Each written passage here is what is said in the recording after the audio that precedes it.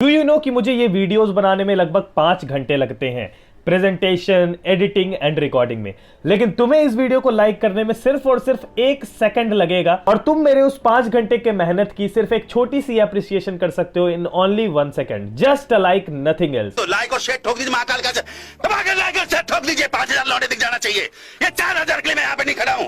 ठीक है, तो अभी आज हम लोग पढ़ने वाले हैं लाइट चैप्टर का रिफ्लेक्शन वाला पार्ट 15 मिनट में, और जो रिफ्रैक्शन वाला पार्ट है इस वीडियो के जस्ट बाद अपलोड हो जाएगा।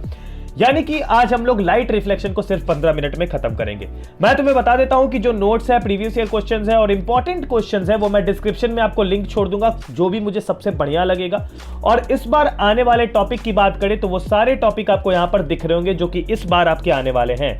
हम लोग हर एक टॉपिक को पढ़ने वाले हैं और हर एक चीजों को पढ़ने वाले हैं एक एक करके। अभी मजा आएगा ना भिड़ो। अब अगर हम लोग रिफ्लेक्शन ऑफ लाइट पे आ जाए, लेकिन उससे पहले अगर मैं तुम्हें एक चीज बताऊं कि कोई भी जो ऑब्जेक्ट है हमारे आसपास, वो ऑब्जेक्ट हमें दिख कैसे रहा है। अगर तुम अपने रूम में बैठे हुए और तुम अगर चारों ओर आंख घुमाओ भाई, ठीक है, और अगर तुम कुछ भी देखो तो कोई भी अगर ऑब्जेक्ट अगर तुम्हें दिख रहा है तो वो इसलिए दिख रहा है क्योंकि तुम्हारे रूम में कहीं पर एक सोर्स ऑफ लाइट है और वो सोर्स ऑफ लाइट जो है उस ऑब्जेक्ट पे जाके स्ट्राइक कर रही है और फिर वो तुम्हारे आंखों में आ रही है, तब वो तुम्हें ऑब्जेक्ट दिख पा रहा है। अब मान लो कि तुम्हारे रूम में एक भी सोर्स ऑफ लाइट नहीं रहे, सारे खिड़कियां बंद कर दी, सारे पर्दे लगा दिए, सारे लाइटें बंद कर दी, तब कुछ भी नहीं दिखेगा। क्यों? Because there is no source of light. बिल्कुल उसी तरीके से जो रिफ्लेक्शन है ना, ये एक ऐसा फेनोमेना है जिसकी वजह से हम लोग देख पा रहे हैं किसी भी चीजों को। यानी कि अगर सिंपल वर्ड्स में बताऊं तो the phenomena of bouncing back of light into the same medium by the smooth surface is called reflection. अब ये तो भैया बुक वाला बात हो गया, इसको तो अब समझने का कोई चीज ही नहीं है। अगर सिंपल वर्ड्स में बताया तो एक प्लेन मिरर ले लिया, एक प्लेन सरफेस ले लिया और उस पर अगर कोई भी लाइट का रे फॉल हो रहा है ना तो वो स्ट्राइक करके वापस बाउंस बैक कर जाएगा। क्या हो गया भैया? रिफ्लेक्शन हो गया। वाह, बजाओ ताली। हमारे मतलब आपको मत सिखा चल। तो रिफ्लेक्शन जब भी हम लोग पढ़ रहे हैं ना तो इसमें 4 चीजें देखने को मिलेगी। Incident ray, reflected ray, the angle of incidence and angle of reflection. क्या है यहां ध्यान से देखो। अब ये एक प्लेन मिरर है। प्लेन मिरर क्या होता है तुम्हें बहुत अच्छे से पता है। और ये क्या है? इंसिडेंट रे है। इंसिडेंट रे कौन सा रे है? तो ये लाइट का वो रे है जो कि आ रहा है, ठीक है, जो आ रहा है। अब ये यहां पर आके स्ट्राइक करा और जैसे ये यहां पर आया, यहां पर जाके स्ट्राइक करा, वैसे ही इसने बाउंस बैक मार दिया, बिल्कुल एकदम इक्वली। मतलब इसका मतलब क्या हुआ कि ये जो जाने वाला रे है, जो स्ट्राइक करके बाद में गया है, वो रिफ्लेक्टेड रे है और जो आने वाला रे था वो इंसिडेंट रे है। और इन दोनों के बीच में ना एक 90 डिग्री का लाइन रहेगा जो कि आपके इस प्लेन मिरर के सरफेस से 90 डिग्री है। इसे हम लोग नॉर्मल कहते हैं, ठीक है, नॉर्मल। और अगर इसकी बात करें कि ये कौन सा एंगल है, तो नॉर्मल और इंसिडेंट रे को मिला के जो बीच में ये अपना एंगल है, ये एंगल ऑफ इंसिडेंस कहलाता है। और रिफ्लेक्टेड रे और नॉर्मल को मिला के जो ये बीच में अपना एंगल है, ये एंगल ऑफ रिफ्लेक्शन कहलाता है। अब ये चीजें मैंने तुम्हें क्यों बताई और ये चीजें इंपॉर्टेंट क्यों है, ये भी तुम्हें समझ आएगा। तो हम लोग पढ़ने वाले हैं लॉज ऑफ रिफ्लेक्शन, और अभी जस्ट जो चीजें मैंने तुम्हें बताई हैं वही चीजें तुम्हें यहां पर दिखेंगी। और ये लॉज ऑफ रिफ्लेक्शन पढ़ने के लिए सबसे ज्यादा इंपॉर्टेंट है। अगर पहले लॉ की बात करें तो द एंगल ऑफ इंसिडेंस जो है और एंगल ऑफ रिफ्लेक्शन है वो दोनों बराबर होता है। यानी कि ये दोनों जो आपके पास एंगल दिख रहा है, this both angle are equal. Equal बोले तो भाई बिल्कुल बराबर। यानी कि ये अगर 60 डिग्री होगा तो ये भी 60 डिग्री होगा, अगर ये 45 डिग्री होगा तो ये भी 45 डिग्री होगा। समझ आ गया? सिंपल सा लॉजिक। और दूसरा जो है वो ये है कि जो इंसिडेंट रे है नॉर्मल है और जो अपना पॉइंट ऑफ इंसिडेंस है, रिफ्लेक्टेड रे है, जितनी भी सारी चीजें हैं अपनी, वो एक प्लेन पे लाई करती है। अब एक प्लेन यानी एक एरोप्लेन पे नहीं, एक प्लेन का मतलब है किसी भी एक प्लेन पे लाई करती है। जैसे कि मान लो तुम अभी अपने स्क्रीन पे देख रहे हो तो तुम्हें सारी चीजें दिख रही है, तुम इस लॉजिक से समझो, ठीक है। तो जब भी इंसिडेंट रे की बात होगी, जब भी रिफ्लेक्टेड रे की बात होगी, या फिर जब भी नॉर्मल की बात होगी, या फिर इस पूरे डायग्राम की बात होगी, सबको ये एक प्लेन पे ही लाई करते हैं। काफी लोगों का कंफ्यूजन है, भैया ये तो पहला लॉ था, ये तो दूसरा लॉ था, ऐसा कोई नंबर नहीं है, किसी को भी आगे पीछे पढ़ो, बस ये 2 लॉ पढ़ने हैं। अब हम लोग पढ़ने वाले हैं स्फेरिकल मिरर्स के बारे में। What are spherical mirrors? यहाँ पर 2 तरह के हम लोगों ने मिरर लिखे हैं। देखो यहाँ पर बढ़िया से एकदम पूरा भैया डिफरेंस बना के दिखा दिया है। तो यहां पर क्या है? कन्वेक्स मिरर है ये वाला, और ये वाला अपना कनकेव मिरर है। What is convex mirror? Convex mirror जो होगा ना अपना, उसका जो रिफ्लेक्टिंग सरफेस है वो ये साइड वाला होगा, और ये कौन सा होगा भैया? ये शेडेड सरफेस होगा, है ना। और वही अपना अगर बात करेंगे कनकेव मिरर का तो उसका रिफ्लेक्टिंग सरफेस अंदर वाला होगा, और जो अपना शेडेड रीजन है वो ये वाला होगा। व्हाट इज रिफ्लेक्टिंग सरफेस और व्हाट इज शेडेड सरफेस? अगर सिंपल वर्ड्स में समझना है तो समझो कि आपका जो आईना है ना, वो सामने से रिफ्लेक्टिंग सरफेस आपको दिख रहा है उसका, लेकिन पीछे साइड से वो पेंट किया हुआ है ना, तो वही उसका शेडेड सरफेस है। समझ आ गया? यानी ये ब्लू वाला जो है ये इसका रिफ्लेक्टिंग सरफेस है कन्वेक्स मिरर का, और ये कनकेव मिरर का। अब जो कन्वेक्स मिरर्स होते हैं आपके, उनको हम लोग ज्यादातर क्या कहते हैं, डाइवर्जिंग मिरर भी कहते हैं। उसका रीजन है क्या? क्योंकि वो जो है ना वो लाइट को डाइवर्ज करते हैं। अब लाइट आ रही है तो वो इधर उधर भाग जाएगी इनके केस में, ठीक है, लाइट की रेज। लेकिन इसके केस में इन्हें कन्वर्जिंग इसलिए कहा जाता है क्योंकि लाइट रेज आ रही है वो उसे एक ही जगह ले आएगा। कन्वर्ज करना यानी एक जगह करना, डाइवर्ज करना यानी फैला देना। अब ये दीदी आपको दिख रही होंगी, ये दीदी क्या कर रही है भैया, अपने आप को देख रही है। दीदी जो आईने में देख रही है उसमें बहुत बड़ा एरिया कवर हो रहा है दीदी के साथ साथ, तो बड़े एरिया को कवर करने का काम है कन्वेक्स मिरर का, और जो छोटे एरिया को कवर करे और मैग्नीफाइंग चीजें दिखाएं वो है अपना कनकेव मिरर का काम। जो अपने डेंटिस्ट ये वाली मिरर यूज करते हैं ना, ये कनकेव मिरर होता है। यहां तुम्हें यूज दिख रही है, नोट्स में पढ़ सकते हो। अब कभी भी हम लोग स्फेरिकल मिरर की बात कर रहे हैं ना, तो वहां दो चीजें की बात हो रही है, कनकेव मिरर और कन्वेक्स मिरर। अब इन सभी में ना कुछ चीजें लिखी गई हैं। अब ये वाला डायग्राम तुम्हें बहुत ही रॉकेट साइंस टाइप का डायग्राम दिख रहा होगा। मैं तुम्हें एक चीज बताता हूं, ये वाला तुम एक सिंपल ऐसे अगर बना लेते हो, ये वाला जो एरिया है ये अपना पोल कहलाता है, ठीक है। पोल क्या है? बेसिकली एक ऐसा पॉइंट जहां पर प्रिंसिपल एक्सिस भी टच कर रहा है अपने मिरर को, ठीक है। ये वाला एरिया आपका सेंटर ऑफ कर्वेचर कहलाता है। अगर सेंटर ऑफ कर्वेचर का मतलब सिंपल वर्ड में समझोगे तो अगर आप इस स्फेरिकल मिरर को पूरा गोल घुमा लेते हो, ठीक है, तो उसके बाद जो सेंटर बनता है वही सेंटर ऑफ कर्वेचर कहलाता है। ये वाला एरिया फोकस है, यानी सेंटर ऑफ कर्वेचर से लेके पोल की जो डिस्टेंस है ना, उसका आधा डिस्टेंस अपना फोकस होता है, यानी 2f = c हम लोग बोल सकते हैं, है ना, बहुत ही इजी।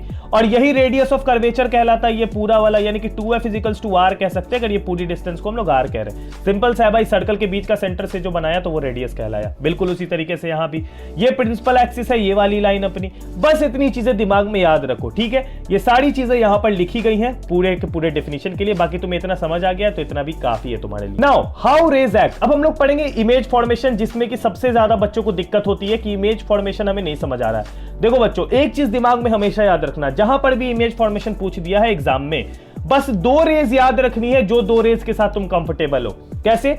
इन चारों केसेस में से बस दो केसेस तुम्हारे दिमाग में होने चाहिए, और उन दो केसेस के अकॉर्डिंग तुम कोई सा भी रे डायग्राम बना सकते हो। कैसे? तो यहां ध्यान से देखो, ये क्या है भैया, ये अपना जब भी अपना जो ऑब्जेक्ट है, मान लो वो इन्फिनिटी पे रखा हुआ है या फिर कहीं भी रखा हुआ है, लेकिन उससे निकलने वाला रे अगर पैरेलल टू प्रिंसिपल एक्सिस है ना, ये पैरेलल आपको दिख रहा होगा प्रिंसिपल एक्सिस के, तो वो हमेशा फोकस से होके निकलेगा। या फिर अगर कन्वेक्स मिरर का केस ले ले तो इस केस में भी यही होगा कि पैरेलल टू है तो वो फोकस से पास करके निकलेगा। अब यहां पर आप लोगों को डॉटेड लाइंस दिख रहे होंगे, तो व्हाट आर डॉटेड लाइंस? देखो यहां पर क्या हुआ कि जैसा कि ये डाइवर्जिंग है, ठीक है, तो डाइवर्जिंग के कारण इसने जो लाइट रे है उसको उस तरफ फेंक दिया और ये फोकस से एक्चुअली पास नहीं करा।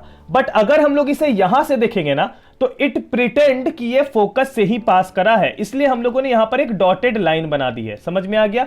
यानी कि अगर कनकेव मिरर में वो एक्चुअली फोकस से पास करेगा और इसमें it appears to pass from focus. मान लो कि अगर कोई भी केस ऐसा आता है जहां पर जो लाइट की रे है वो एक्चुअली में पास नहीं कर रही है, तो तुम्हें सिर्फ एक डॉटेड लाइन बना देना उसके अपोजिट डायरेक्शन में।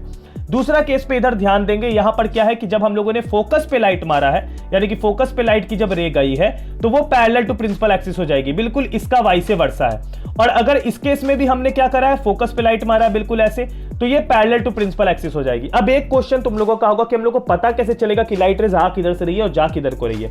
Just look at the arrows. जब भी आप एग्जाम में रे डायग्राम बनाओगे, arrows is the most important thing, यानी आपके एरोज सही होने चाहिए कि लाइट रेज आ कहां से रहे और जा कहां को रहे।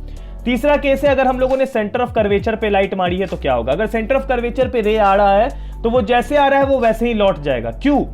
ये समझ लो कि एक नॉर्मल की तरह एक्ट करेगा, यानी कि जैसे 90 डिग्री पे ड्रॉप हुआ है लाइट, बिल्कुल उसी तरीके से वापस आ जाएगा। इसमें भी सेम केस होगा, बिल्कुल सेम केस है ना। अगर इधर आप देखोगे, अगर हमने पोल पे मारा है लाइट को, ठीक है, लाइट जो है वो पोल पे आया है, तो बिल्कुल जैसे आया है वैसे ही वापस चला जाएगा दोनों केस में, एंड प्रिंसिपल एक्सिस अपने एक नॉर्मल की तरह एक्ट करेगा। अब मुझे लगता है तुम्हें रेज की कैसे एक्ट करते हैं समझ आ गया होगा। Now let's come to image formation. अब इसमें मैं तुम्हें सिर्फ और सिर्फ 2 या 3 केसेस बताऊंगा, बाकी के लिए तुमको अपनी एनसीईआरटी को अच्छे से देखना होगा। एनसीईआरटी उठा के जरूर प्रैक्टिस करना, वो बहुत ज्यादा इंपॉर्टेंट है। मैं चाहूं तो तुम्हें सारा भी बता सकता हूं, बट मुझे ये वर्थलेस लगता है, क्योंकि जब तक तुम खुद से सीखोगे नहीं तब तक तुम जानोगे नहीं कि करना कैसे। मैं तुम्हें यहां पर 2-3 केसेस बनाता हूं। अगर यहां पर ऑब्जेक्ट इन्फिनिटी पे है तो क्या होगा? इन्फिनिटी पे ऑब्जेक्ट है, लाइट रेज हम लोग इमेजिन कर सकते हैं पैरेलल, ऑफ कोर्स ही बात है। तो लाइट रेज जो है वो पैरेलल इमेजिन कर सकते हैं। जो लाइट रेज है वो फोकस पे आके मीट कर रहे हैं, और जो अपना ऑब्जेक्ट है ना उसके बारे में हमें बताना होगा एग्जाम में। अगर आप इस वाले चार्ट को देखोगे अपने एनसीईआरटी बुक को खोल के, अगर आपके फोन की स्क्रीन छोटी है, आपको ये चार्ट नहीं दिख रहा है, तो आप एनसीईआरटी बुक खोल के बैठो।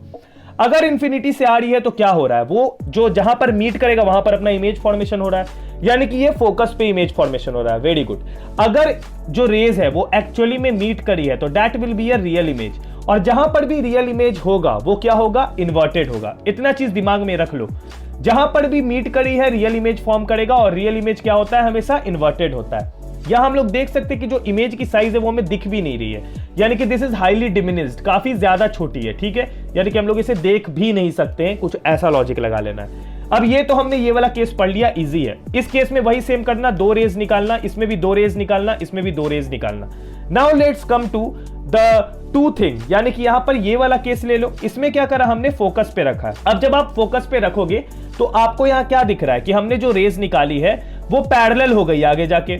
अब ये मीट करेगी या नहीं करेगी ये हम लोग कैसे इमेजिन कर सकते हैं, तो यहां पर ध्यान से देखो, अगर 2 लाइंस है और वो पैरेलल है तो there are some sort of chance कि वो फ्यूचर में आगे जाके मीट कर सकती है, और अगर वो मीट करेगी तो ऑफ कोर्स सी बात है कि वो एक बहुत ही बड़ा लार्ज इमेज बनाएगी, क्योंकि वो बहुत आगे जाके मीट कर रही है, ठीक है। तो लार्ज इमेज होगा और एक्चुअली मीट करेंगी तो रियल होगा और इन्वर्टेड होगा इमेज, ये तो हमने समझ लिया। बट इस केस में आप देखोगे तो ये दोनों जो रे है ना, इसका डिस्टेंस बढ़ते जा रहा है, यानी दोनों अलग अलग डायरेक्शन पे जा रहा है, तो ये कभी जिंदगी में मीट जो है ये कभी भी नहीं करेगा। और जब मीट नहीं करेगा तो सिंपल सी बात है कि हमें इसमें क्या करना है, जहां पर भी रेज मीट नहीं करेंगी उसके अपोजिट डायरेक्शन में डॉटेड लाइंस बना देने हैं इस प्रकार के। तो हमने यहां डॉटेड लाइंस बना दिया, जब डॉटेड लाइन अपना बन गया तो वहां पर ये क्या बना, क्योंकि ये मीट नहीं करी है तो this is a virtual image, और जहां पर वर्चुअल इमेज बनेगा दैट विल बी इरेक्ट, यानी कि सीधा एक इमेज। समझ आ गया, कहां बनेगा, पोजीशन आपको बता देना है। तो ऐसे करके आप सारे के सारे रे डायग्राम्स को एक बार प्रैक्टिस करके जरूर देखना। अगर आपको रे डायग्राम्स को और भी ज्यादा एक्सप्लेनेशन के साथ पढ़ना है तो नीचे डिस्क्रिप्शन में एक लिंक छोड़ दूंगा। अगर कन्वेक्स मिरर का केस लेते हैं, यहां पर जो रेस है वो जनरली नहीं मीट करती है। यहां पर अगर ऑब्जेक्ट इंफिनिटी पे रखा हुआ है ना तो ये as it is a diverging mirror, इसने इसे आर पार कर दिया। अब ये तो कभी कोई चांस ही नहीं कि मीट करेगा, अगर 2 अलग अलग डायरेक्शन में जा रहा है तो वहां पर it appears to meet at focus, और अगर जहां पर भी अपीयर्स टू मीट हो रहा है तो that is virtual we know. और अगर वर्चुअल है तो क्या होगा, मैंने आपको हमेशा बताया है वर्चुअल है तो इरेक्ट होगा, सीधा इमेज बनेगा, ठीक है। इस साइड पे ले लो, यहां पर एक हमने पैरेलल लेके आया अपने हिसाब से, और एक हमने सीधा कहां मारा है, सेंटर ऑफ कर्वेचर पे डायरेक्ट मार दिया रे।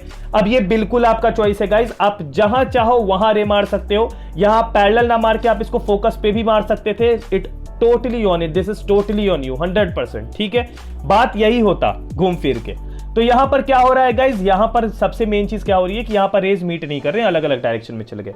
तो जहां भी रेज मीट नहीं करेंगे, पीछे हमने मीट करा दिया, अब रेज एक्चुअली में यहां मीट कर रहे हैं, मतलब कि लग रहा है कि यहां मीट कर रहे हैं, क्योंकि हम लोगों ने तो इसकी इमेजिनरी लाइन बनाई है। जहां इमेजिनरी लाइन बनाई है वहां वर्चुअल इमेज, वर्चुअल है तो इरेक्ट है, सिंपल सा लॉजिक, ठीक है। रे डायग्राम के लिए जो लिंक डाला हूं उसको एक बार जरूर चेक कर लेना। Now let's come to the most difficult topic, जिसको बच्चों को लगता है कि भाई इससे ज्यादा डिफिकल्ट तो जिंदगी में कुछ नहीं था, साइन कन्वेंशन। बट तुम्हें पता है कि तुमने क्या मिस करा इसमें। देखो ये क्या है, ये एक मिरर है जिसको कि तुम भी अपने स्क्रीन पे बिल्कुल साफ देख सकते हो, राइट। और ये उसका प्रिंसिपल एक्सिस है। अब इसको तुम ये वाला डायग्राम ना देख के इस कार्टेशियन सिस्टम को देखो। यहां पर अगर हम लोग इस मिरर को उठा के डायरेक्ट इसको यहां पर अगर मान लो रख देते हैं, अब इस क्वाड्रेंट में ऊपर जाने वाली सारी चीजें क्या होगी, पॉजिटिव होगी, वाई एक्सिस ऊपर पॉजिटिव है, तो इस साइड जाने वाली सारी चीजें नेगेटिव होगी क्योंकि अपना एक्स एक्सिस नेगेटिव है। इस साइड जाने वाली चीजें पॉजिटिव, ऊपर जाने वाली चीजें पॉजिटिव। इस साइड में नीचे जाने वाली चीजें क्या होगी, नेगेटिव होगी क्योंकि वाई नेगेटिव है, और इस साइड जाने वाली चीजें नेगेटिव, लेकिन इस साइड जाने वाली पॉजिटिव और इस साइड जाने वाली नेगेटिव। ये तो हमने समझ लिया, ये हमें बहुत अच्छे से आता है। बिल्कुल सेम चीज यहां होगा ना गाइस, क्या कि जब हाइट ऊपर की ओर जा रहा है तो वाई एक्सिस अपना ऊपर की ओर है जो कि पॉजिटिव है, तो height will be positive. Height अगर नीचे की ओर जा रहा है तो वाई एक्सिस अपना यहां पर नेगेटिव है तो वो नेगेटिव होगा। लेफ्ट साइड अगर कोई भी चीजें जा रही है यानी कि ऑब्जेक्ट डिस्टेंस, इमेज डिस्टेंस, तो वो नेगेटिव होगा। लेकिन राइट साइड अगर कोई भी चीजें जा रही है तो वो डिस्टेंस पॉजिटिव होगा अकॉर्डिंग टू एक्स एक्सिस। कितना सिंपल सा लॉजिक है साइन कन्वेंशन का, और तुम उतने दिन से अपना दिमाग इसके पीछे खराब कर रहे हो। But why sign convention is important भैया, न्यूमेरिकल्स बनाना है हमें, न्यूमेरिकल्स बनाना है तो सिर्फ एनसीईआरटी के बनाइए और कुछ मत बनाइए। तो एनसीईआरटी के न्यूमेरिकल्स बनाना है तो वहां पर पॉजिटिव नेगेटिव में ही गलती हो जाती है, तो उसी पॉजिटिव नेगेटिव को तुमको ध्यान में रख के न्यूमेरिकल्स बनाना है, इसलिए साइन कन्वेंशन पढ़ना बहुत इंपॉर्टेंट है। Now let's come to the last topic जो कि है मिरर फॉर्मूला और मैग्निफिकेशन। मिरर फॉर्मूला है अपना 1 + v / 1 + u = 1/f, ठीक है। f क्या होता है, फोकल लेंथ होता है, ठीक है, समझ आ गया है, बहुत बढ़िया। और v क्या है अपना, v है अपना इमेज डिस्टेंस, u है अपना ऑब्जेक्ट डिस्टेंस। यानी इमेज डिस्टेंस, ऑब्जेक्ट डिस्टेंस और फोकस, तीन चीजें आपके पास यहां पर दी गई है। मिरर फॉर्मूला कहां काम आता है? कभी कभी आपको क्वेश्चन पूछा जाएगा इस प्रकार का कि आपको ऑब्जेक्ट डिस्टेंस दे देगा, इमेज डिस्टेंस दे देगा और बोलेगा फोकल लेंथ बताओ, या कभी फोकल लेंथ दे देगा, ऑब्जेक्ट डिस्टेंस बोलेगा, इमेज डिस्टेंस बताओ। तो आप इसी फॉर्मूला को आगे पीछे करके इजीली सॉल्व कर सकते हो। व्हाट इज मैग्निफिकेशन गाइस, है ना? Magnification is simple, height of image by height of object, यानी कि इमेज की जो साइज आई है और जो हमारे ऑब्जेक्ट की एक्चुअल साइज थी, जब हम लोग उसको ऐसे कर देंगे और इसको सॉल्व कर देंगे तो हमें मैग्निफिकेशन की वैल्यू मिल जाएगी। इसको हम लोग -v/u करके भी बना सकते हैं जब हमारे पास सिर्फ ऑब्जेक्ट डिस्टेंस और इमेज डिस्टेंस दिया हुआ हो। अब यहां एक बहुत इंपॉर्टेंट चीज मैं तुम्हें बताना चाहता हूं, एकदम ध्यान से सुनना, मैग्निफिकेशन से रिलेटेड। कहीं पर भी अगर मैग्निफिकेशन की वैल्यू 1 आए, यानी कि वहां पर जो ऑब्जेक्ट और इमेज की साइज है वो बिल्कुल सेम है, 1 से ज्यादा आए तो इमेज की साइज ज्यादा है और 1 से कम आए तो इमेज की साइज ऑब्जेक्ट के अकॉर्डिंग कम है। ठीक है, ये सिंपल सा लॉजिक है जब भी मैग्निफिकेशन से रिलेटेड क्वेश्चन आएगा। अब रिफ्लेक्शन वाला पूरा पार्ट मैंने खत्म कर दिया है और रिफ्रैक्शन वाला पार्ट तुम्हें शाम में देखने को मिल जाएगा, शाम में उसकी वीडियो अपलोड हो जाएगी। तो इस वीडियो पे लाइक जरूर कर देना, बिकॉज लाइक से तुम्हारा कुछ नहीं जा रहा है बट मेरा बहुत हेल्प हो जा रहा है। और बाकी तुम मुझे इंस्टाग्राम पे आके फॉलो कर लो फटाफट, RITU_RRAJ। चैनल को सब्सक्राइब करना मत भूलना। ये कोट है तुम्हारे लिए, डिस्क्रिप्शन में सारी नोट्स, प्रीवियस ईयर क्वेश्चन और सारी चीजें डाली हुई हैं, तो डिस्क्रिप्शन एक बार जरूर चेकआउट कर लेना। टिल देन अपना ख्याल रखना, बाय, टेक केयर एंड मजा आया। और मैं ये जो मजा है हिंदुस्तान के हर व्यक्ति को देना चाहता हूं।